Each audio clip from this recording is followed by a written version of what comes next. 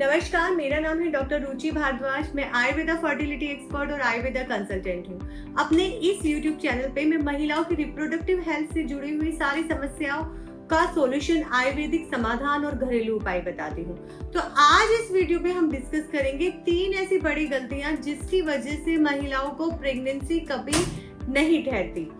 ज्यादातर देखा गया है कि जब फीमेल्स मेरे पास आती हैं तो वो बहुत सारे पैथोलॉजिकल टेस्ट लेके आती हैं, या तो वो आईवीएफ साइकिल ले चुकी होती हैं, आईवीएफ फेलर होके आती हैं। बट 3 ऐसी गलतियां हैं जिनको वो कभी नहीं नोटिस करती और उनको वे उन्हीं के उस पे रहते वो कंसल्ट करती रहती हैं। नंबर 1 गलती, रिकरेंट यूटीआई और बार बार वेजिनिज्म होना।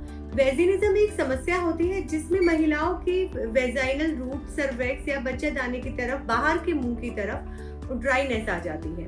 वो ड्राइनेस जो है कभी भी स्पर्म के लिए फेवरेबल माहौल नहीं रहने देती कि वो ट्रेवल करके फैलोपियन ट्यूब तक पहुंचे और वहां पर ओव्यूलेशन डेज में अच्छे से फर्टिलाइजेशन हो, क्योंकि वो इन्फेक्शन बार बार आपको स्टेनोसिस कर सकता है या फिर जो जिस रूट के थ्रू स्पर्म को ट्रेवल करना होता है वहां पर अच्छे से स्पर्म को मोर्टालिटी के लिए एनवायरनमेंट नहीं मिलता। तो ये जो समस्या है, हम इन्फेक्शन को जो हम अवॉइड करते हैं, ये सबसे बड़ी समस्या है।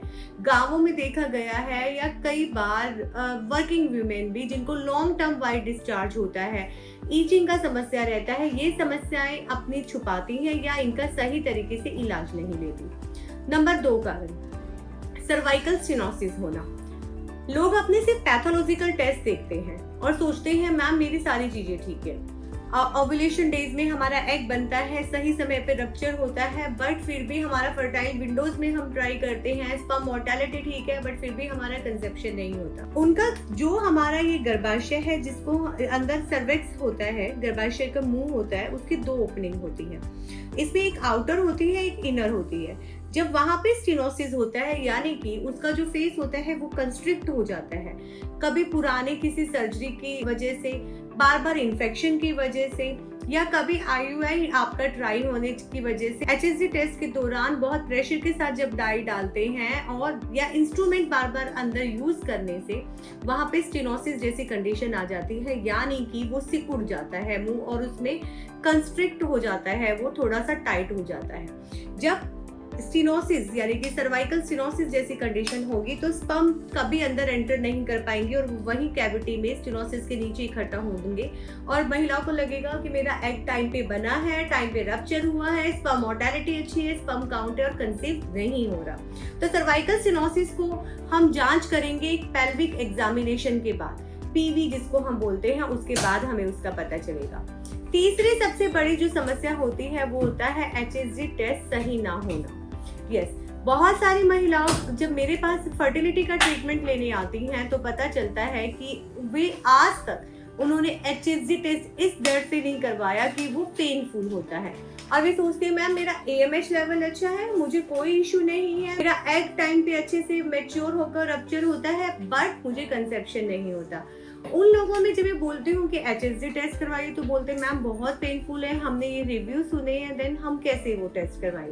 देखिए, जब तक आप सॉल्यूशन तक तभी पहुंच पाएंगे जब आपको पता हो कि एग्जैक्टली प्रॉब्लम क्या है, आप खड़े कहाँ हैं। एचएसजी टेस्ट एक ऐसा टेस्ट है जो कि रिवील करता है कि आपकी दोनों फैलोपियन ट्यूब ओपन है या नहीं।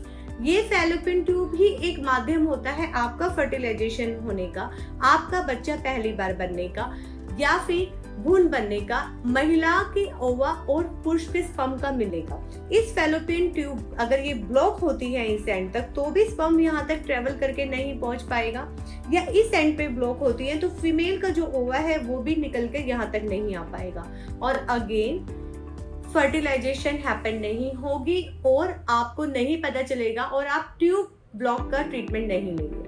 आप लोगों में से बहुत सारे लोग जानते हैं कि ट्यूबल ब्लॉकेज पे जो मेरा स्पेशलाइजेशन है, लगभग 100 में से मैं बोल सकती हूँ कि 80% लोग ठीक होके जाते हैं, उनका ट्यूब खुल जाता है।